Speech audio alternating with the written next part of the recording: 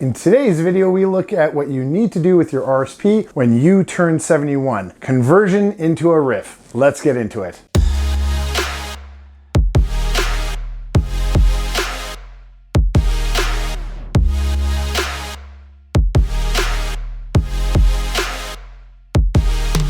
Hi, I'm Joe Macek, and unlike most financial YouTubers out there, I am a licensed investment advisor and portfolio manager for IA Private Wealth, helping guide and counsel Canadian investors for well over 22 years. Welcome to my YouTube channel, Investing Made Simple, where you can find the most trusted information on building your net worth fast. I'm super excited to get into this video where we will examine all we can about converting to a RRIF from an RSP when you turn 71. We will be going through how the process works, what your minimum amounts are, and how your payments can be structured. But as always, before we get too deep into the video, I'd like to go through my usual disclaimer. And the long and the short of it is, before you make any decisions surrounding your money based on any video you see on YouTube, please take the time to consult with a fully licensed professional, or feel free to reach out to me on a one-on-one basis. My contact information is now provided in the description below. The other thing you need to do is completely crush that like button for the YouTube algorithm. Yeah, just sail over it. Leave a positive comment in the comments section below, as it really helps out my channel. And if you happen to like my content, I would be absolutely thrilled if you would just hit that subscribe button and darken that notification bell so you can be notified when I upload such captivating content such as the new first home buyers account and this is the ultimate indicator of collapse. Did I say captivating? Yes,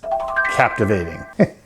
Okay, now back to our video. So you have saved all your life, invested in your RSP, and while you may not have needed to pull any money out of your RSP up until now, the time has come where the maximum age of RSPs, 71, is upon you. And you have to convert it to a RRIF, or Registered Retirement Income Fund. Well, actually, you don't have to convert it to a RRIF. You can withdraw the whole amount or convert your RSP into an annuity, but for this video, we're assuming that you don't want to withdraw and you don't want the annuity. So how does it work? Well, for a long time, you've been contributing to your RSPs to reduce your taxable income in your higher earning years and grow the monies tax deferred until you need it later for retirement. The theory is that when you retire, you have less earnings as you won't be gainfully employed, and those earnings can be replaced with an income from a retirement vehicle such as the RRIF. And all your life, these contributions have hopefully been in your highest tax brackets, and now you're ready to withdraw these amounts, hopefully in lower tax brackets. Now, with that said, some of my clients still do not need the income out of their RSPs, even when they turn 71. And if they don't need it, there is no reason to convert it. It is for this reason the government essentially forces you to convert to a RRIF, regardless if you need the money or not. In a sense, they're saying to you, you've had all these years of tax deferred growth, and now we are forcing you to pull it out and pay tax on the withdrawals because we want our tax money.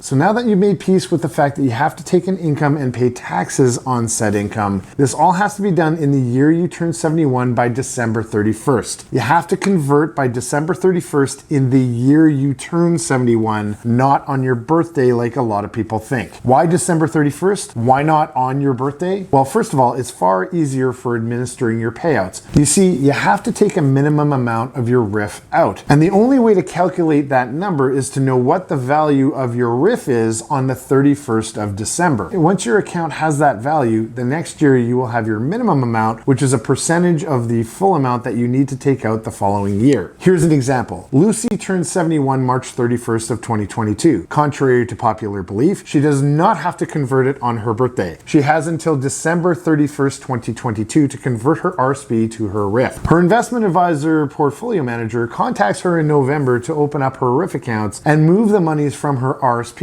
over to her new RRIF account she has just opened. She has approximately $500,000 she's moving over. By December 31st, her account grows to $520,000, and the minimum payment she has to take out is then calculated. She then has to withdraw this minimum amount in the year she turns 72, or in 2023. She can take it out at the beginning of the year at the end of the year or set up monthly payments or whatever she wants to do, but she has to take out that minimum amount of her RRIF that year. How much is the percentage? Well, it depends. I've attached an entire table from the CRA in the description below, and there are a couple of nuances, but essentially, unless you opened your RRIF prior to 1986, the percentages are the same on the right-hand side of the table, which is what many people use to get a sense of what their payments are. If we go back to Lucy, according to the minimum percentage she has to take, her percentage is 5.28% of $520,000 or $27,456. Here's a couple of other small things to note. Now up here you will notice something important. It says the age of the RRIF annuitant or spouse or common law partner. Yes, you can base your RRIF payments on your younger spouse to keep your payments a lower percentage if you want to keep more money in your RRIF longer. What happens if you don't convert? Well, if you don't convert, not only will you no longer be able to contribute to your RRSP or even have one after December 31st in the year you turn 71, the Canadian government will make you close your RRSP on that date. If that happens, all of it will be considered as taxable income in the same year. This could cost you a lot in taxes. It would be the same as a full withdrawal. In Lucy's case, she would essentially make $520,000 in additional income to any other earnings that she had in that year. That would put her in the highest tax bracket, subject to over $200,000 in taxes. I don't think that would be wise. So it's super important that in the year you turn 71, you start to make preparations to convert your RRSP to a RRIF by December 31st in that year. How do payments work? Well, clients decide on what works for them. There's a lot of flexibility with firms as to how you want to be paid, your amounts, and when you want them. Here's an example of our choices of payments, and you can see how detailed these can be. You can choose a lot of different schedules like bi-weekly, monthly, annual payments,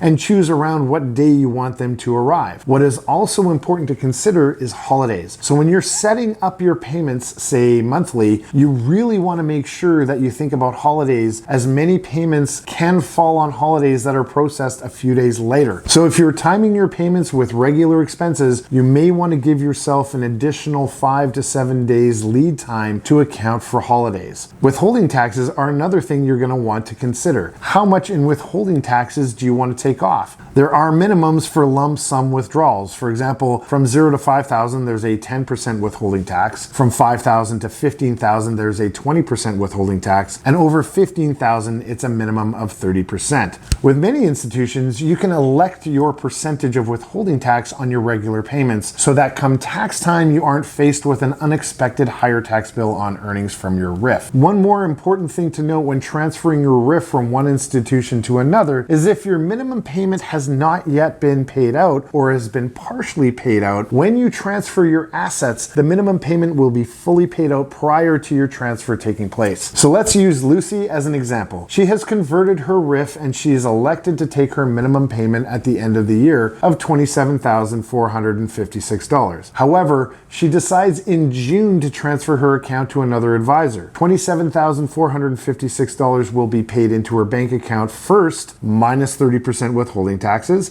and then the balance of the RRIF, or $492,544, will be transferred to her new investment advisor. This, of course, assumes no costs in transfer. Well, there you have it. Everything you ever wanted to know about converting your RRSP to a RRIF in the year you turn 71. In closing, I really hope you've enjoyed this video, as clients ask about this process often, and I hope it answers most, if not all, the questions you might have about this transition. If, of course, you might have more questions, feel free to reach out to me on a one-on-one basis, as I'd be happy to answer anything more you might need. Once again, I want to thank you for joining me here today at Investing Made Simple, where you can find trusted information on how to build your net worth using all types of investments fast. Please hit that like button for the YouTube algorithm, as it really helps out my channel. Leave a positive comment in the comments section below. And if you like my content and you want to be kept in the loop with all of my latest videos, I would be thrilled if you would just hit that subscribe button and darken that notification bell. Until next time, this is Joe Macek for Investing Made Simple. See you soon.